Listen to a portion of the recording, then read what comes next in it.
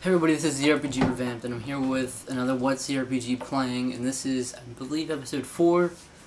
And as you know, I have set up a system for myself where at max I can play up to 2 modern games, modern home console games, 1 handheld game, and 1 retro game at a time.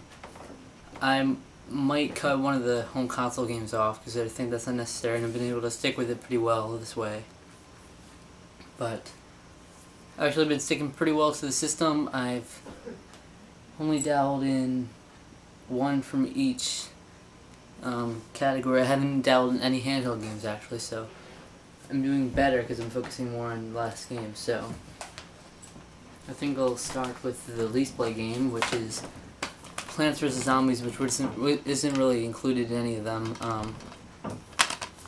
This Xbox 360 version we recently got, I've completely gone through the iPhone version, which is strangely identical to the PC and home console versions. But the thing that's unique about this version is that there's actually new 2-player versus and co-op modes.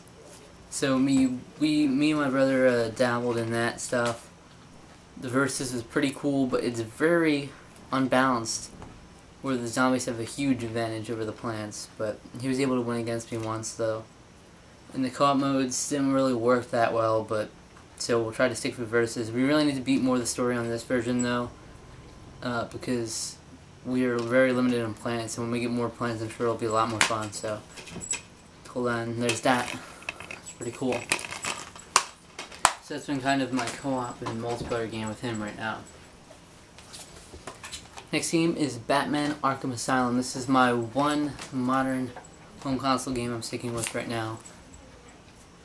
And at first I was very underwhelmed after hearing so much positive response about this game, but I'm definitely growing on it. Nostalgia King even commented on how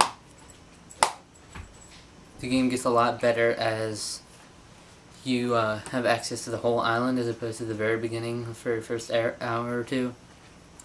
So I'm getting more into that because the island is opening up more now, and I'm actually getting very much into it because it's gotten cool mechanics and the storyline is very cool. Seeing a lot of the Batman characters, because I'm not really into Batman that much, but it's cool reading the biographies and hearing their backgrounds and stuff like that.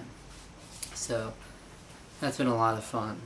But the last game actually, well, there's one more I'll mention at the end, but Beautiful Joe, this is the main one I've been playing. It's been consuming a lot of my time. I think it took me in total about 14 hours to complete totally through, and that's just because I was frustrated in so many parts and I was stuck on the same boss for a few hours. But I'm not going to go in depth on my thoughts on this yet, because I do have a little video with my video game thoughts on it coming up. It actually might be before this video, but most likely it will be posted after this video at some point. So look out for that. I go pretty in depth on that.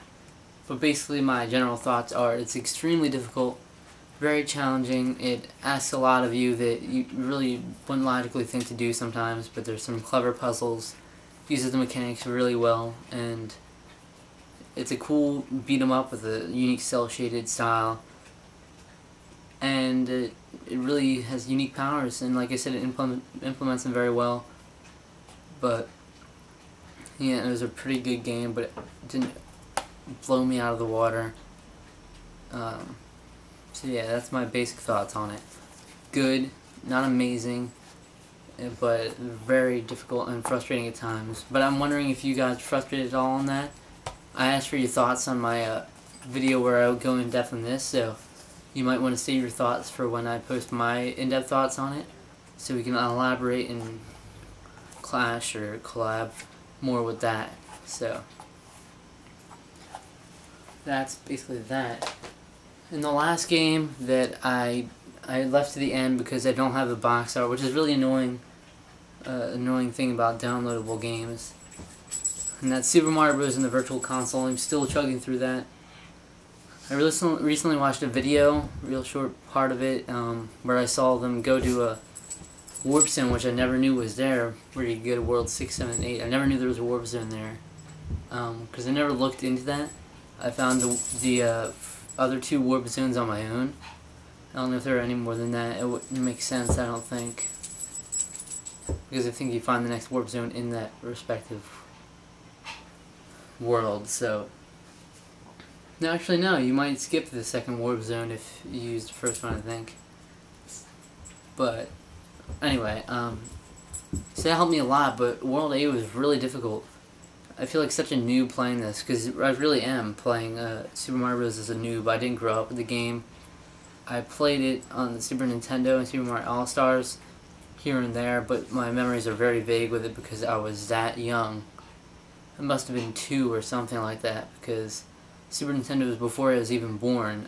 Naturally, my first system should have been the N64, but things were all out of whack, I guess, and I ended up with the Super Nintendo first, so that's unique in itself, but I really didn't experience the game that much, so I'm living through it now.